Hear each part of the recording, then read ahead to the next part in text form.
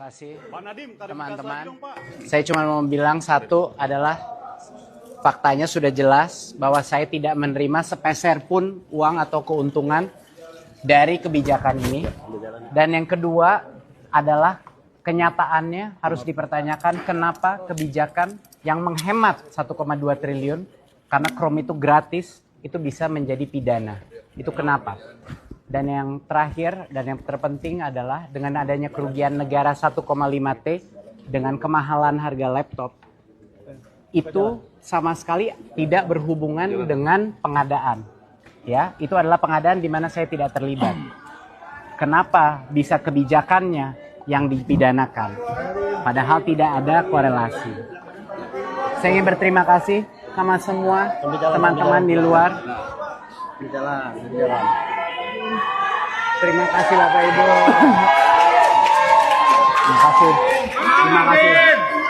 Pasti kebenaran akan terbuka. Terima kasih semua. Terima kasih Bapak. Terima kasih. Terima kasih semua. Terima kasih. Ya, saya kuat. Saya akan terus pulih. Ya. Terima kasih Bapak Ibu. Bismillahirrahmanirrahim. Assalamualaikum warahmatullahi wabarakatuh. Hamdan wa syukran lillah. Salatu wa salaman ala rasulillah Sayyidina Maulana Muhammad Ibni Abdullah wa ala alihi wa sahbihi wa mawalah amma ba'd. Puji syukur kita panjatkan kehadiran Allah. Salat dan salam kita hadiahkan kepada baginda besar Muhammad sallallahu alaihi wasallam. Teman-teman semua, kita semua telah menyaksikan bagaimana tadi di awal kita lihat Bapak Nadiem Makarim ya. Beliau adalah mantan Menteri Pendidikan di eranya Bapak Presiden Joko Widodo. Dan beliau sekarang tersandung kasus korupsi ya, pengadaan laptop. Dan ketika beliau ingin menjelaskan permasalahan itu ya, anggaran-anggaran pengadaan itu, namun terjadi seperti dalam tanda kutip itu adanya pembungkaman dari pihak kejaksaan. Padahal beliau sebelumnya sudah menjanjikan ingin jumpa pers dengan pers ya, ingin menjelaskan permasalahan-permasalahan terjadi sebetulnya seperti apa. Namun tidak sempat beliau menjelaskan kronologi permasalahan itu dengan detail, dengan nyaman, dengan tenang menyampaikan itu semua. Sudah buru-buru dari pihak kejaksaan ini menarik-narik beliau. Ya, kemudian membacking, menutup dan segala macamnya, sehingga ketika Nadiem Makarim itu ingin menjelaskan ya kronologi permasalahannya itu tidak sampai pada titik permasalahan yang sesungguhnya, sehingga sulit beliau ini menyampaikan dengan leluasa ya, seperti itu. Entah apa yang menyebabkan kejaksaan ini tidak memberikan ruang dan waktu kepada beliau ya. Kita bingung juga terkadang ya. Kita melihat kejadian-kejadian di negara kita ini, kita agak aneh, bingung. Katanya kita ini negara hukum ya, menjunjung tinggi nilai-nilai kemanusiaan ya kan, sebagaimana dalam undang-undang kita, dalam Pancasila itu kemanusiaan yang adil dan beradab. Di mana letak beradab? Di mana letak keadilan? Ya, di mana letak kita bisa memberikan ruang kepada ini kan belum terpidana kan, masih menjalankan sidang ya untuk pembelaan diri atas apa yang dituduhkan kepadanya, kan seperti itu. Di mana hak-hak mereka, hak-hak dia, hak Nadiem Makarim ini untuk menjelaskan kepada masyarakat bahwa kronologi sebenarnya seperti ini loh ya. Kalau semacam ini kan sudah ditarik ulur dan segala macam, ditutup-tutup apa segala macam, sehingga adanya persepsi masyarakat yang menganggap ini adalah bentuk pembungkaman. Ya, dalam video yang lain kita saksikan bagaimana pengacara beliau, ya, pengacara beliau ini sangat marah dengan tindakan yang dilakukan oleh pihak kejaksaan. Ini dia video yang kita saksikan dulu.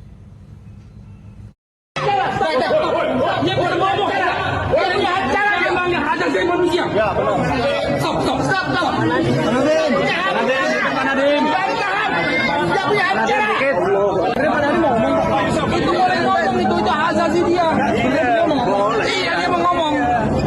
Pertama-tama kami sangat kecewa dan sangat keberatan karena Pak Nadiem tidak diberikan hak bicara kepada media. Itu melanggar hak asasi manusia, karena dia mempunyai hak untuk ngomong ke publik.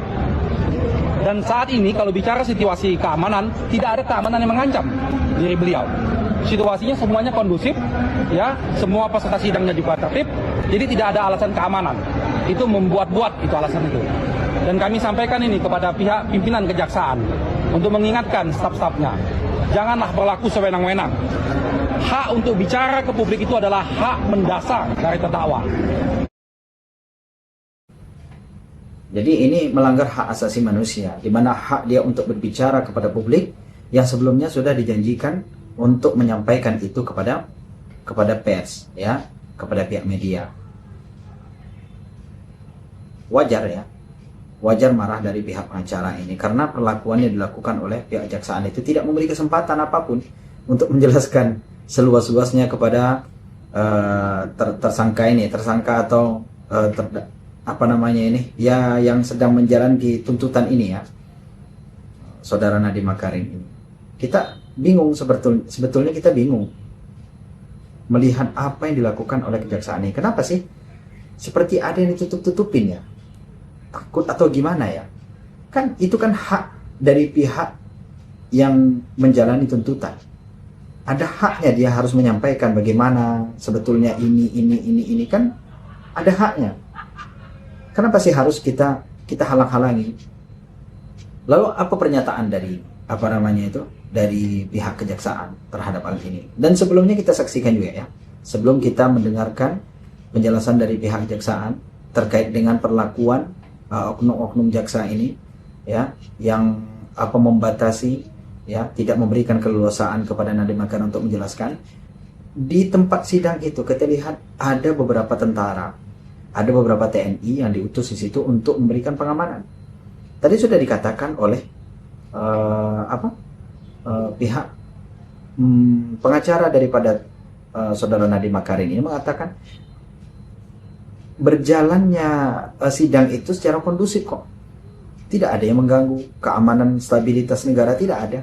Kenapa harus diutus juga orang-orang seperti utusan dari TNI ini? Kita tahu bahwa TNI ini fungsinya itu untuk mengamankan negara. Sementara ini untuk menjadi mengamankan sidang. Sidang ini sebetulnya cukup polisi. Jadi tanda tanya juga bagi kita, ya. Jadi peran polisi, ya, peran tentara TNI ini apa sebetulnya? Ya, kita lihat ini. Di sini ada video tentara, ada beberapa TNI yang masuk ke dalam tempat sidang. Yang di situ mereka ini menjadi tim pengaman, ya, pengaman dari kegiatan perjalanan sidang ini agar menjadi aman, ya. Namun ditegur oleh hakim, ya. Kita saksikan bersama-sama. Ya, sebelum dilanjutkan, ini rekan TNI dari mana, ya? Iya. Bisa ini? Mungkin bisa ambil posisi, jangan berdiri situ, Pak. Karena mengganggu kamera. Bisa menyelesaikan, Pak. Bisa mundur. Nanti pada saat ditutup baru maju. Karena terganggu juga yang dari belakang. Bisa menyelesaikan, Pak, ya?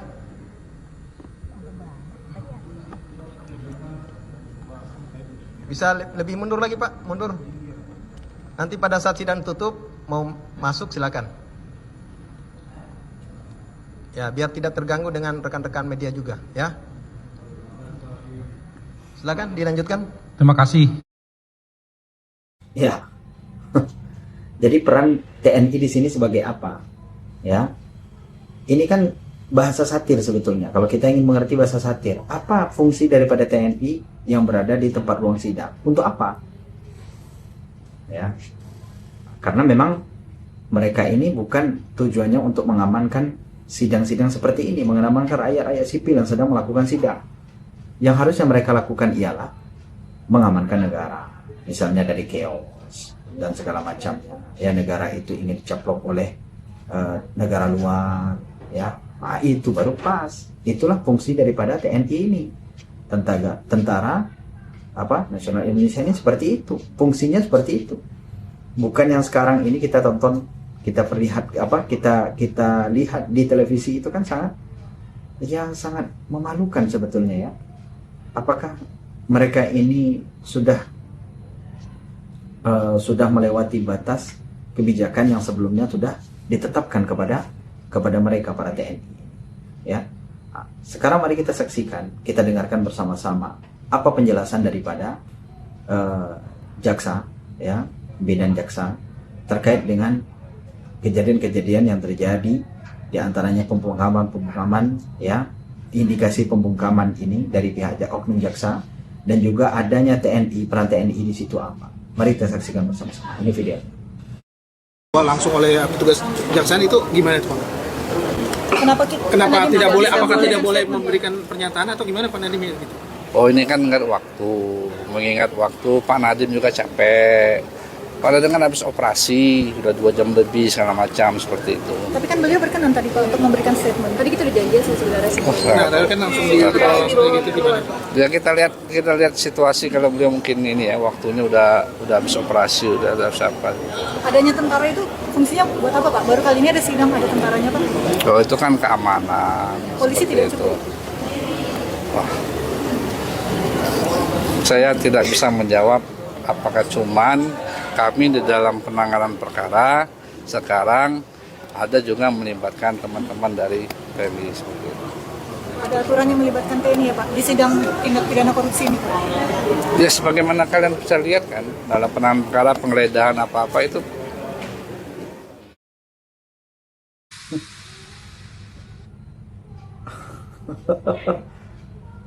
Teman-teman semua, bagaimana penjelasan daripada pihak kejaksaan ini terkait dengan hal ini ya?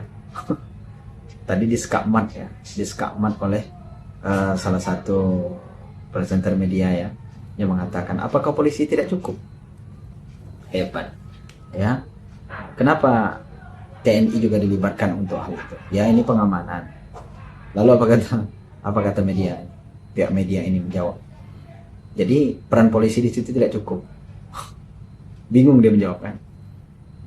Karena baru kali ini, sebelumnya kan belum ada, belum pernah terjadi TNI itu dilibatkan untuk hal-hal perkara-perkara semacam ini, ya, korupsi kah, apa segala macam kah. Nah, itu karena ini bukan dalam ranah mereka, ya.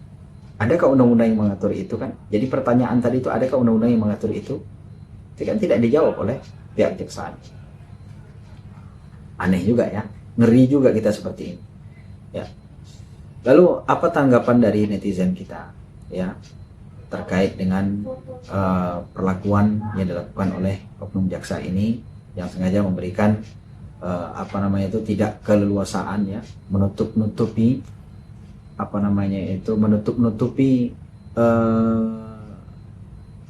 kebebasan berbicara daripada Nadiem Makarim ini. Tadi disebutkan, jaksa tadi menyebutkan bahwa dia kan lagi baru selesai operasi, jadi kondisinya belum sehat. Terus Nadiem Makarim sendiri menjanjikan, dia sendiri berjanji akan memberikan jumpa pers setelah sidang. Lalu mana yang benar? Kok lebih hebat jaksanya daripada yang pelakunya ya? Ini dia pernyataan netizen. Mari kita sama-sama saksikan. Buat rakyat yang masih punya logika dan akal sehat, hari ini gue bicara bukan buat seorang Nadiem aja, tapi gue bicara buat bela prinsip dan juga kebenaran. Karena begitu satu mulut dibungkam, maka besok giliran kita semua pun bisa dibungkam. Dengerin ya baik-baik, di negeri yang ngakunya demokrasi, mulut manusia kok bisa-bisanya dibungkam. Bayangin, habis sidang Nadiem mau bicara ke media, itu dilarang, dikawal jaksa, dan gilanya tuh sampai dikawal TNI. Lah, ini sidang hukum sipil atau operasi militer sih? Pertanyaan simpel gua, emang Nadiem Makarim seberbahaya dan semenakutkan itu? Seolah-olah satu kalimat yang keluar dari mulut Nadiem bisa bikin republik ini runtuh. Stop jual dongeng ke publik soal prosedur. Dalam Undang-Undang Nomor 12 Tahun 2005 jelas, status tersangka tidak menghapus hak bicara seseorang. Ingat bos, Nadiem belum divonis, belum terbukti bersalah, tapi sudah diperlakukan seperti itu. Jadi di sini kita sama-sama lihat ya, yang dilanggar itu sebenarnya bukanlah etika, tapi hak asasi manusia. Seragam yang harusnya melindungi keadilan dipakai buat mengintimidasi.